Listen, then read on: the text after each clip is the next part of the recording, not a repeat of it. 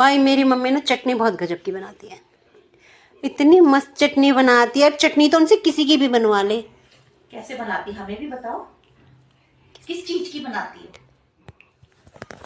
Mummy चटनी किस किस चीज की बनाती है बताना इन्हें। मैं तो धनिया की बना लूँ, और लीची की बना लूँ, मूली के पत्तों की बना लूँ। लीची की चटनी बहुत मस्त है। और एक बार वो तुमने अमरूद की भी तो बनाई थी चटनी। अमरूद की बहुत बढ़िया बनती है। और क्या किसी चीज में सरसों चने के साग की बना लो। हाँ, चने की जो हरे चटनी, हरे छोले होते हैं उसकी चटनी बहुत अच्छी बहुत बनाते बढ़िया हैं। बनाते हैं। हमें भी बताओ उसकी रेसिपी कैसे बनाते हो। ये बताती है इमली का वो डालो, वही डालो बढ़िया। बताना, अगली बार बताना, ठीक है। चलो बाय बाय कर दो। Bye bye.